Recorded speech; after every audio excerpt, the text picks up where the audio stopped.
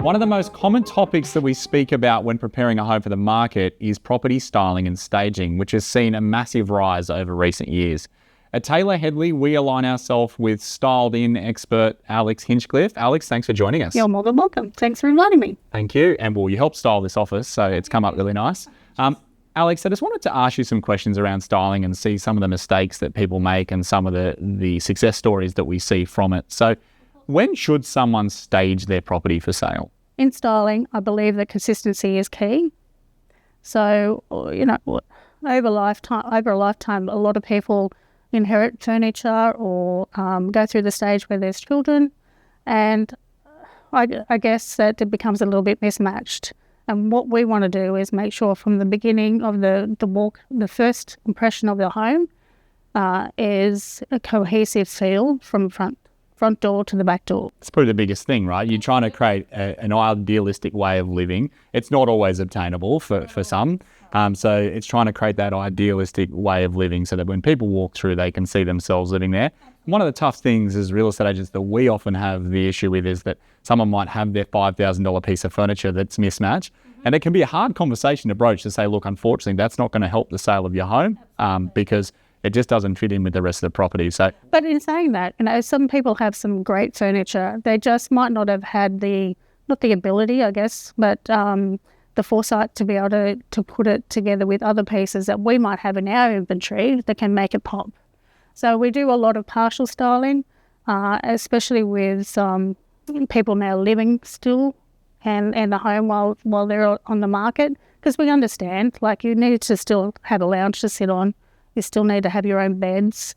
But the integration styling is probably one of our stronger styling preferences these days. It also gives a point of difference to the marketplace because there's some unique pieces there that, are in a position where they're not going to be in a stylist inventory. But they add that point of difference when someone walks through, and then you can provide the pieces to complement what those furniture pieces are already. And you also want to stand out on your domain at realestate.com. You can sometimes see when there's been a cookie cutter type of styling where the integrated styling is just unique. I touched on before in our introduction that the rise of styling, right? Like I think back to when I was younger and I don't think any houses got styled for sale. How have you seen your business grow as that has evolved? Well, I guess it really came from the US about 20 years ago. They started to do it mainly in the luxury homes, but then it's come over in Australia in the last 10 years or so. And now getting out into the regional areas, I've been styling Styled In has been around since 2019, and we see it growing every year. I don't think going to the market without styling now, I think you're a step behind.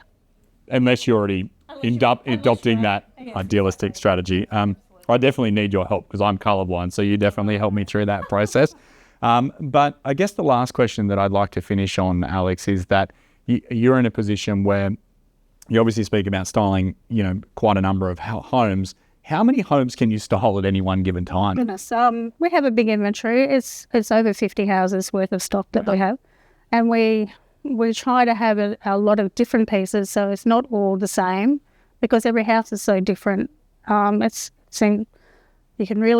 don't want a modern piece of furniture in a traditional home, if that makes sense. And traditional art is important in those sort of homes. But yeah, there's not a style that we couldn't do. That's for sure. Perfect.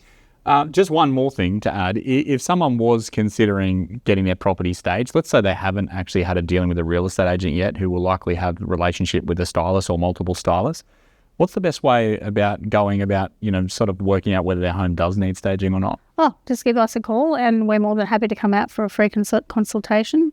We'll try not to be too critical, but we will tell you if we believe we can add value and what pieces really need to stay and what pieces really need to go. It's a tough conversation that we have, but there's no use us coming in and putting a couple of cushions when you really need to have, a new lounge. Perfect. Well, thank you so much for your time, Alex. You're more than welcome. Thanks for inviting me.